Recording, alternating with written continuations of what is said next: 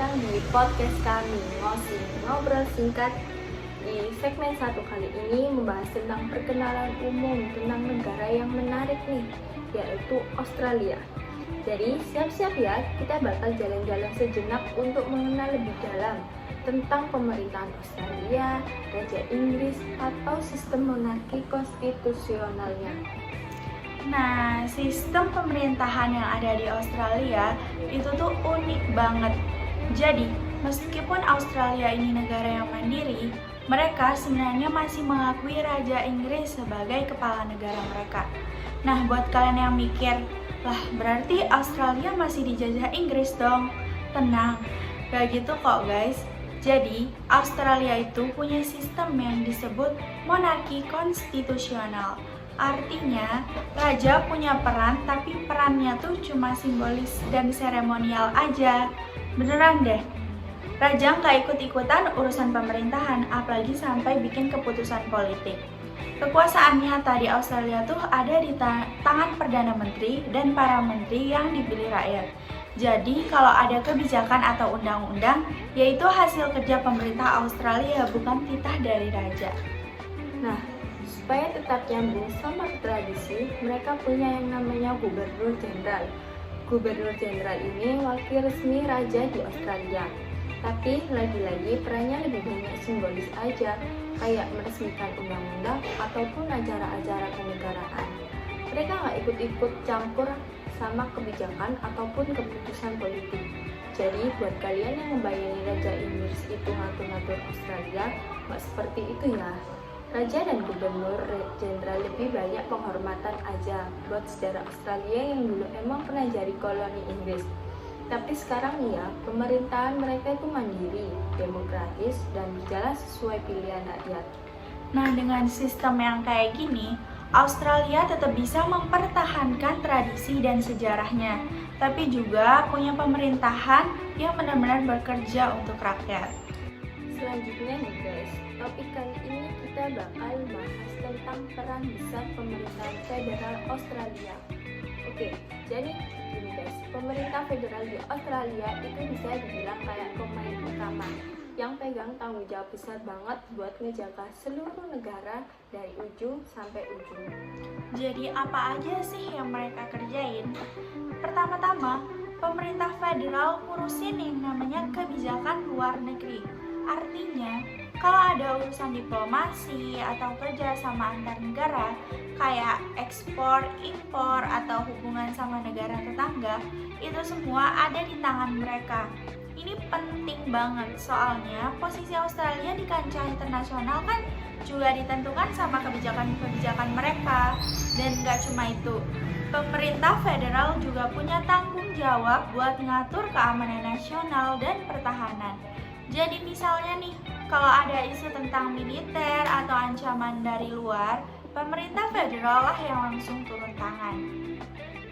Selain itu nih guys, mereka juga ngurusin kebijakan yang efeknya langsung dirasain sama masyarakat, kayak sistem kesehatan, pendidikan, sampai kesejahteraan sosial. Kebayangkan betapa pentingnya peran ini.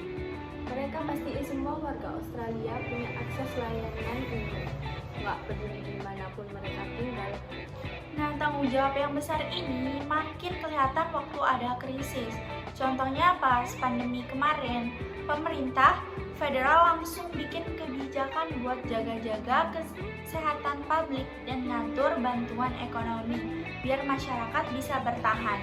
Dari sini kita bisa lihat bahwa peran besar mereka bukan cuma soal aturan nasional, tapi benar-benar menjaga stabilitas dan kesejahteraan seluruh negeri. Jadi intinya itu, pemerintahan federal ini bukan sekedar atasan buat ngatur air yang ada di tingkat nasional, tapi juga kayak tulang punggung buat menjaga keamanan, kesehatan, dan kesejahteraan seluruh warga Australia. Bayangin aja, tanpa mereka bisa berantakan tuh.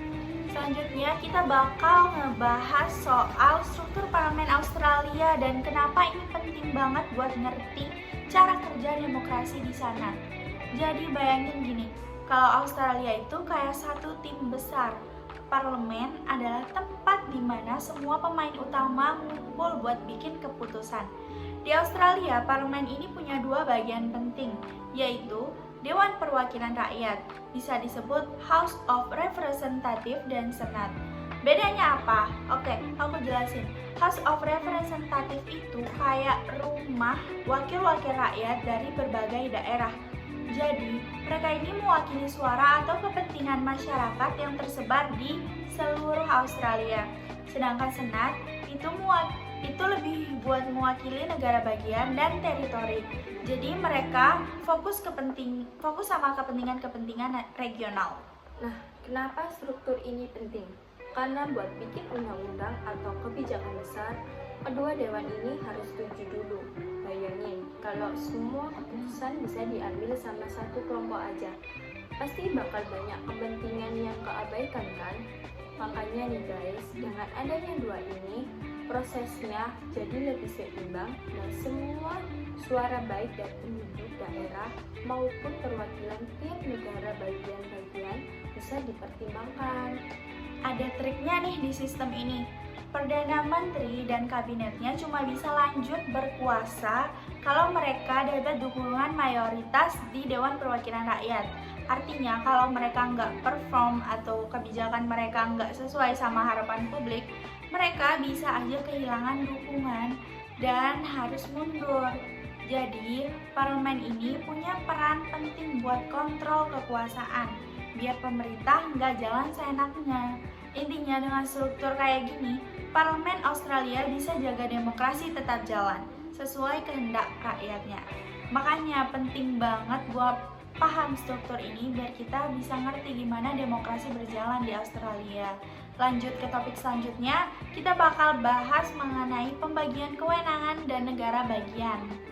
Nah, itu topik yang super penting banget karena menyangkut federalisme di Australia dan gimana hal ini bikin kebijakan di berbagai negara jadi berakam.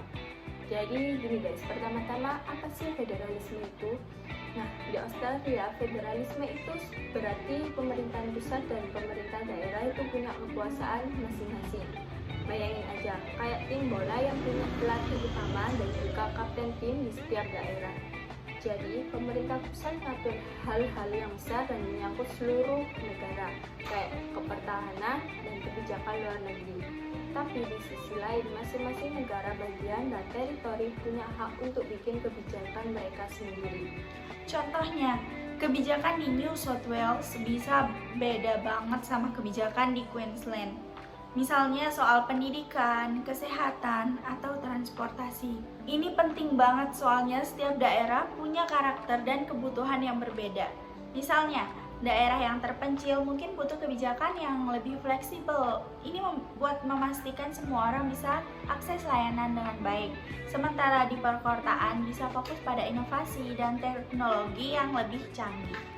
Nah, dengan federalisme, setiap wilayah bisa bereksperimen dengan kebijakan mereka sendiri. Jadi, kalau ada sesuatu yang sukses di satu tempat, daerah lain bisa melihat dan kalau perlu niru ataupun adaptasi kebijakan itu. Dan kalau ada yang gagal, ya bisa ditinggalin kan?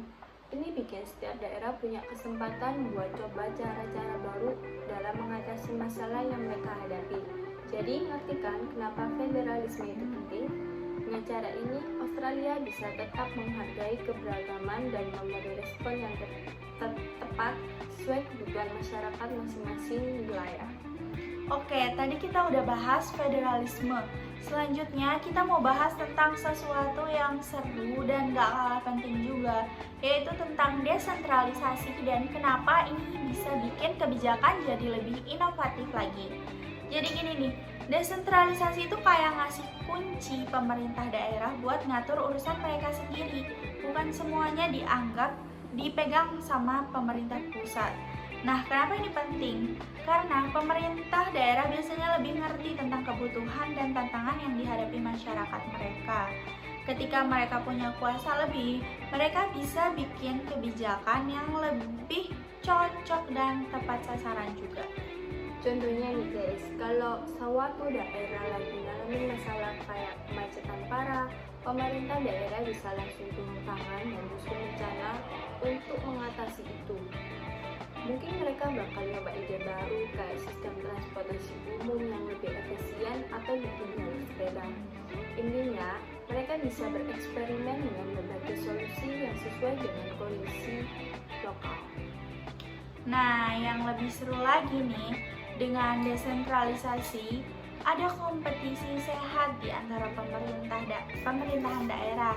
Jadi ketika suatu daerah berhasil bikin kebijakan yang sukses dan bikin warga senang, daerah lain jadi pengen ikutan. Ini ngebuat mereka lebih inovatif dan berusaha untuk ngasih yang terbaik bagi masyarakat. Jadi bukan cuma satu cara yang dipakai, tapi banyak cara yang dicoba dan yang paling berhasil bisa dicontoh satu sama lain. Terus, desentralisasi juga bikin masyarakat lebih terlibat.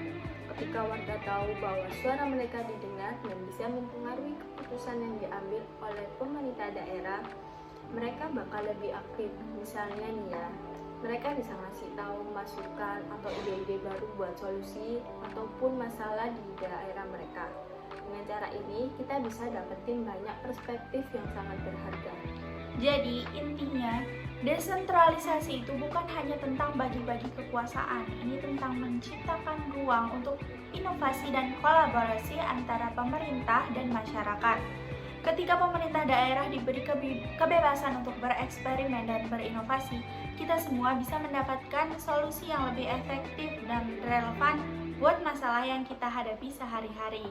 Oke, itu dia, kita udah bahas tentang desentralisasi dan inovasi dalam kebijakan. Sekarang kita bakalan bahas gimana sih komunikasi antar pemerintah. Komunikasi antar pemerintah ini bisa bikin pemerintahan jadi lebih efektif loh. Simpelnya gini deh, bayangin aja kalau pemerintah itu kayak tim sepak bola. Semua pemain dari pelatih sampai speaker harus mengalami komunikasi biar strategi yang dijalankan bisa berjalan dengan lancar. Nah, sama halnya dengan pemerintahan. Komunikasi yang baik antara pemerintahan pusat dan pemerintah daerah itu adalah kunci yang bisa mengatasi berbagai masalah yang dihadapi masyarakat. Contohnya gini ya, kalau ada bencana alam, misalnya banjir atau kebakaran hutan gitu deh, itu bukan hanya tanggung jawab suatu pihak aja. Pemerintah pusat butuh tahu apa yang dibutuhkan di daerah yang terdampak. Tapi, kalaupun komunikasinya jelek, pemerintah daerah mungkin nggak tahu bantuan apa yang bisa mereka dapatkan. Atau bahkan cara aksesnya. Bayangkan aja, situasinya bisa jadi ribet banget kan. Dan bukan cuma itu aja guys, ketika pemerintah pusat dan daerah saling berkomunikasi, mereka juga bisa berbagi informasi penting ke masyarakat. Misalnya kalau ada kebijakan baru atau program yang bisa membantu warga, itu harus disampaikan dengan jelas. Dengan komunikasi yang efektif, masyarakat bakal lebih cepat tahu apa yang harus mereka lakukan atau apa yang bisa mereka harapkan dari pemerintah. Lalu kita juga nggak bisa lupa bahwa berkomunikasi yang baik bikin suasana jadi lebih kolaboratif lagi. Kalau semua pihak merasa dilibatkan kan dan suaranya didengar, itu otomatis bikin kepercayaan antar pemerintah pusat dan daerah semakin kuat. Hasilnya, semua jadi lebih efektif dan mudah dalam menjalankan kebijakan dan program-program yang ada. Jadi kesimpulannya itu guys, komunikasi antar pemerintah itu bukan sekedar formalitas aja. Ini adalah hal yang sangat penting agar semua orang bisa bekerja sama demi mencapai tujuan yang sama. Dengan komunikasi yang baik, pemerintah juga lebih responsif dan siap menghadapi tantangan yang ada. Oke, itu dia pembahasan kita tentang komunikasi antar pemerintahan. Semoga kalian bisa dapat insight baru di sini. Ngomong-ngomong soal pemerintahan, ada juga loh tantangan dalam koordinasinya. Ada beberapa tantangan-tantangan yang dihadapi dalam sistem pemerintahan nih. Jadi pertama-tama mari kita ngobrolin tentang masalah koordinasi antara pemerintah pusat dan daerah. Kalian pasti pernah dengar kan? Kadang-kadang ada kebijakan baru yang dirilis, tapi pas di lapangan ternyata interpretasinya berbeda-beda. Ini bikin bingung banget kan? Misalnya, pemerintah pusat bilang begini, tapi pemerintah daerah bilang begitu. Akhirnya di lapangan banyak yang tidak paham dengan kebijakan, jadi susah untuk diimplementasikan. Nah, itu guys, tantangan berikutnya yang gak kalah penting adalah masalah anggaran. Kita semua tahu kan bahwa pemerintah daerah seringkali tergantung sama dana dari pemerintah pusat. Jadinya nih ya, kalau alokasi anggarannya telat ataupun kurang, bisa dipastikan pelayanan publik yang seharusnya jalan bisa juga terlambat. Bayangin aja, pendidikan dan kesehatan yang seharusnya jadi prioritas malah terabaikan karena masalah dana. Ini sih yang parah banget. Sekarang kita masuk ke tantangan partisipasi. Tantangan partisipasi masyarakat ini, pemerintah harus berusaha untuk melibatkan warga dalam pengambilan keputusan. Tapi kadang masih ada orang-orang yang merasa suaranya nggak didengar. Kalau masyarakat nggak merasa terlibat, ya kebijakan yang dibuat bisa jadi jauh dari apa yang mereka butuhin. Akhirnya kebijakan itu malah jadi kayak di luar angkasa, yaitu jauh dari realita. Selanjutnya ada juga tantangan transparansi dan akuntabilitas. Kalau informasi yang harusnya jelas dan terbuka nggak disampaikan dengan baik, masyarakat pun bisa kehilangan kepercayaan. Dan kalaupun kepercayaan udah hilang ya, bisa-bisa ada protes dan ketidakpuasan yang bikin stabilitas politik terganggu. Terakhir, kita punya tantangan inovasi. Seringkali pemerintah terjebak dalam rutinitas birokrasi yang kaku. Akibatnya mereka susah banget buat ngadopsi pendekatan baru atau solusi kreatif untuk masalah yang ada. Kalau nggak bisa beradaptasi dengan cepat, ya semua jadi terhambat kan, dan kemajuan pun jadi lambat.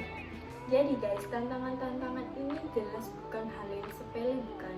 Semua ini mempengaruhi efektivitas pemerintahan dan hubungan antara pemerintahan dengan masyarakat. Makanya nih ya, penting banget bagi pemerintahan untuk aktif mencari solusi dan memperbaiki cara kerja mereka supaya bisa lebih responsif dan relevan dengan kebutuhan masyarakat yang ada. Oke, itu dia pembahasan kita tentang tantangan dalam sistem pemerintahan ini. Mungkin itu aja dari kami. Aku, Fania Delisa Putri, Dan aku, Kofifa Azara, pamit undur diri. Selanjutnya bakalan ada pembahasan yang gak kalah penting dan seru juga nih dari yang kita sampaikan tadi, dan dengan yang host seru juga. Stay tune ya.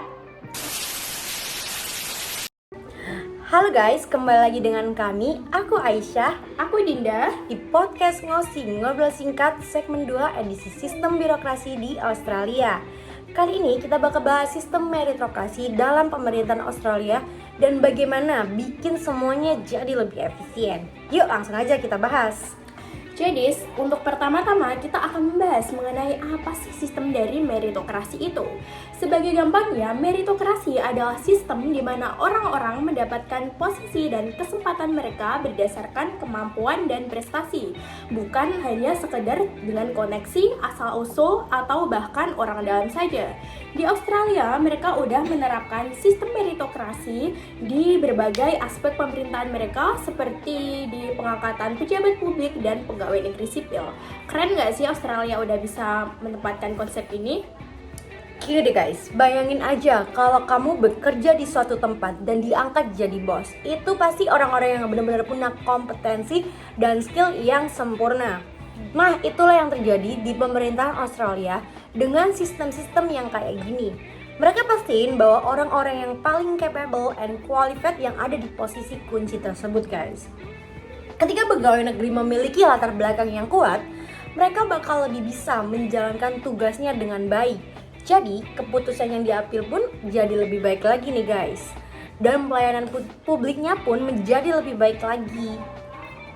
Terus, untuk sistem meritokrasi ini, sistem meritokrasi juga mendorong inovasi. Kalau pegawai merasa dihargai dan punya kesempatan untuk berkembang, mereka bakal lebih termotivasi dan berkontribusi dengan hal-hal baru.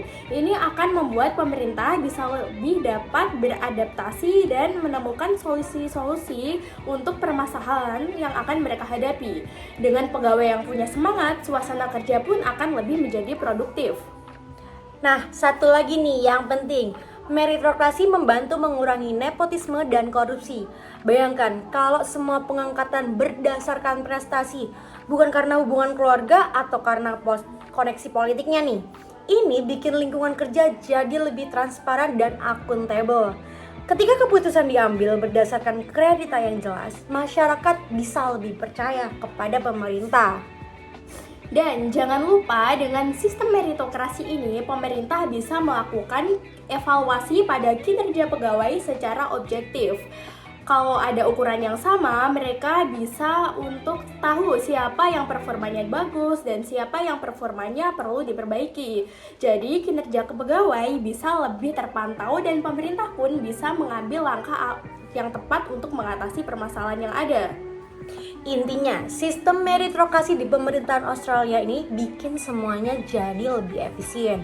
Dengan fokus pada kemampuan dan prestasi, mereka pastiin bahwa tenaga-tenaga kerja yang ada siap menghadapi tantangannya. Dan hasilnya, pelayanan publik yang jadi lebih baik buat masyarakat.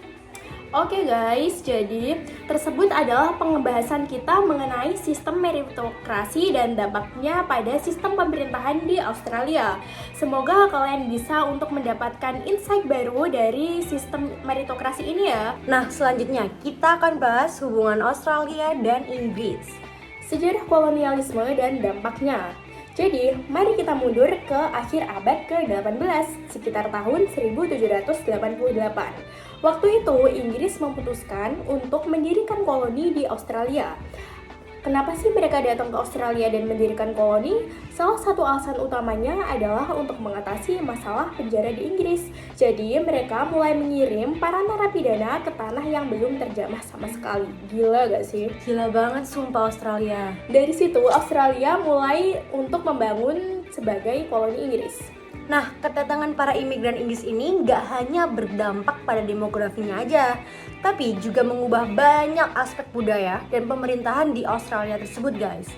Kalian bisa bayangkan, dengan banyaknya orang Inggris yang datang, budaya Inggris mulai meresap ke dalam kehidupan sehari-hari di dalam diri masyarakat Australia tersebut. Bahasa Inggris menjadi bahasa utamanya. Dan banyak sekali tradisi Inggris yang diadopsi mulai dari sistem hukum hingga cara berpolitiknya. Tapi, dari kedatangan koloni Inggris ke Australia tidak bisa dipungkiri juga bahwa kolonialisme ini membawa dampak yang cukup signifikan bagi penduduk asli Australia, yaitu suku aborigin. Mereka telah tinggal di benua Australia selama ribuan tahun dan kedatangan para kolonialisme membawa perubahan yang sangat besar dalam kehidupan mereka. Banyak hal yang mereka hadapi seperti kehilangan tanah, sumber daya, dan budaya mereka karena penjajahan tersebut. Makanya, penting untuk kita memahami latar belakang sejarah ini. Semua yang terjadi sekarang di Australia, dari struktur pemerintahannya hingga dinamika sosialnya, banyak sekali dipengaruhi oleh warisan-warisan kolonialismenya ini. Jadi, ketika kita ngomongin tentang Australia hari ini nih, kita nggak bisa lepas dari konteks sejarahnya. Wah, seru banget ya kayaknya mengenai ini. Jadi gitu deh guys, sejarah kolonialisme di Australia bukan hanya sekedar mengenai cerita lampau saja ya, tapi sangat relevan untuk kita pahami agar bisa melihat bagaimana perjalanan negara Australia ini sampai ke titik sekarang. Oke guys, topik selanjutnya nih, kita bakal bahas hubungan Australia dengan Inggris terutama setelah Australia merdeka. Jadi, walaupun Australia udah merdeka dari penjajahan Inggris, hubungan antar kedua negara ini masih ada. Yuk kita bahas lebih dalam lagi. Oke, jadi meskipun Australia udah merdeka dan berdiri sebagai negara yang mandiri, mereka tetap mempunyai hubungan formal dengan Inggris.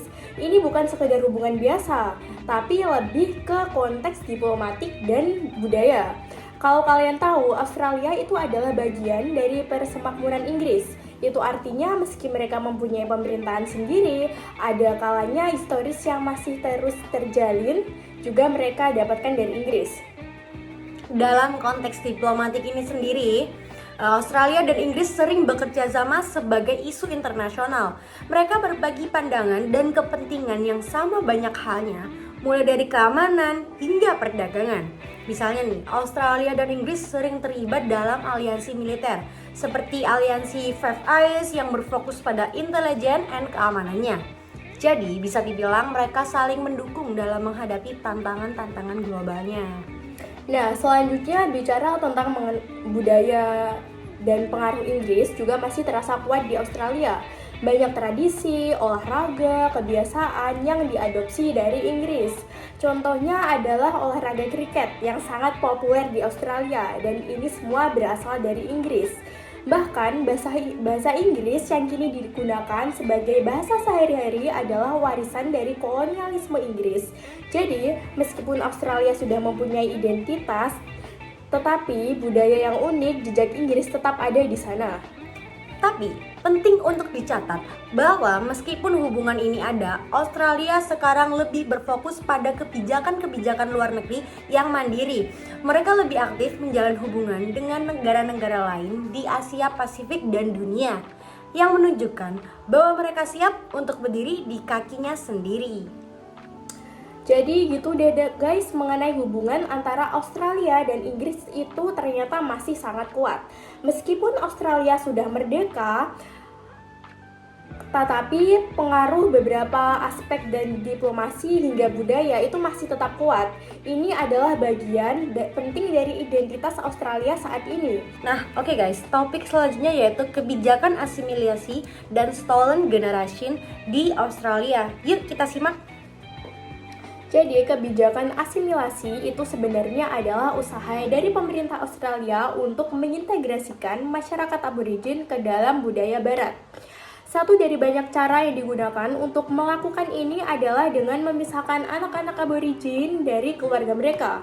Jadi, pemerintah menganggap bahwa dengan memisahkan anak-anak dari orang tua mereka dan menempatkan mereka di panti asuhan atau di keluarga angkat non-aborigin, mereka bisa menyucikan dan menyelamatkan mereka dari budaya mereka sendiri. Keren gak sih? Keren gak? Keren juga. Ya, tidak juga, karena dampak yang ditinggalkan sangat dalam dan berkepanjangan ternyata. Anak-anak yang diambil dari keluarga mereka yang kemudian dikenal sebagai stolen generation mengalami trauma yang sangat-sangat luar biasa. Bayangkan saja nih, mereka dipisahkan dari orang tua, budaya, dan cara hidup yang sudah menjadi bagian dari diri mereka. Banyak sekali dari mereka yang tumbuh tanpa tahu siapa diri mereka sebenarnya. Mereka merasa kehilangan jati diri dan itu semua memicu masalah psikologis yang serius. Rasa sakit yang kehilangan itu tidak dapat hilang begitu saja dan dampaknya bisa dirasakan di generasi-generasi selanjutnya. Kebijakan ini juga menyebabkan kerusakan besar pada struktur komunitas aborigin. Keluarga yang terpisah seringkali kesulitan untuk menemukan kembali satu sama lain, dan ini menciptakan ketidakpastian dan disfungsi dalam komunitas. Selain itu, banyak anak-anak yang dibesarkan di lingkungan yang tidak memahami atau menghargai budaya mereka sendiri, sehingga membuat mereka semakin terasa asing dari warisan budaya mereka. Nah, dampak dari kebijakan asimilasi ini tidak hanya terasa di masa lalu, tetapi juga masih berkelanjutan hingga hari ini loh guys. Komunitas aborigin menghadapi tantangan besar dalam mengatasi trauma sejarah ini. Dan mereka berjuang untuk mendapatkan kembali hak atas identitas dan budaya mereka. Banyak sekali yang menyadari pentingnya penyembuhan dan rekonsiliasi, sehingga mereka bisa memperbaiki luka yang ditinggalkan oleh kebijakan ini. Oke, jadi intinya guys, mengenai kebijakan asimilasi ini itu adalah fenomena stolen generation adalah bagian dari sejarah kelam Australia yang perlu kita ingat. Ini bukan hanya cerita tentang masa lalu, tetapi juga tentang bagaimana kita bisa belajar dari kesalahan dan berusaha untuk mendukung hak-hak masyarakat aborigin saat ini. Jadi mari kita terus untuk mendengarkan dan belajar dari kisah-kisah ini. Oke, topik selanjutnya yaitu tentang Native Title Act yang merupakan salah satu langkah penting dalam pengakuan hak-hak komunitas aborigin di Australia. Ini adalah topik yang super duper menarik. Yuk simak. Kita semua kan tahu bahwa suku aborigin adalah pemilik asli dari tanah Australia. Namun, sejarah panjang kolonialisme membuat mereka kehilangan banyak hak atas tanah mereka. Nah, untuk mengatasi masalah ini, pemerintah Australia mengeluarkan Native Title Act pada tahun 1993. Undang-undang ini adalah sebagai game Game changer Oke. guys. Dengan Native Title Age ini, komunitas aborigin akhirnya diakui sebagai pemilik asli dari tanah-tanah tertentu. Ini berarti mereka bisa memiliki hak hukum untuk mengklaim tanah yang telah mereka huni dan kelola nih selama ribuan tahun. Jadi kalau sebelumnya mereka nggak punya suara dalam urusan tanah mereka sendiri nih, mereka bisa memperjuangkan hak mereka melalui jalur-jalur hukum, teman-teman. Tetapi penting untuk diingat bahwa proses ini tidak selalu mudah. Ada banyak tantangan yang dihadapi oleh komunitas aborigin sendiri dalam mengklaim tanah mereka. Misalnya mereka harus bisa membuktikan bahwa mereka memiliki hubungan yang kuat dengan tanah tersebut berdasarkan tradisi dan budaya mereka. Ini bisa menjadi tantangan yang sangat besar, terutama karena banyak dari mereka lebih kehilangan banyak pengetahuan dan praktik tradisional akibat kebijakan dari kolonialisme di masa lalu tersebut. Namun, meskipun ada tantangan nih, Native Title Age memberikan harapan dan peluang banyak bagi komunitas aborigin untuk mendapatkan kembali sebagian dari hak atas tanah mereka. Ini bukan hanya tentang memiliki tanah, teman-teman, tetapi juga tentang pengakuan identitas dan budaya mereka sebagai masyarakat asli Australia. Melalui undang-undang ini, mereka bisa memperkuat nih hubungan mereka dengan tanah yang telah menjadi bagian dari kehidupan mereka selama ribuan tahun. Iya, betul sekali. Jadi bisa dibilang Native Title Act adalah langkah positif menuju rekonsiliasi antara masyarakat aborigin dan pemerintah Australia sendiri. Ini menunjukkan bahwa ada usaha untuk memperbaiki kesalahan masa lalu dan mengakui hak-hak asli dari suku aborigin. Meskipun masih banyak mengenai pekerjaan yang harus dilakukan, ini adalah awal yang baik untuk menciptakan masa depan yang lebih adil untuk bagi seluruh warga Australia itu sendiri. Oke, nah itulah nih sedikit pembahasan tentang Native Title Age dan pengakuan tanah bagi komunitas aborigin.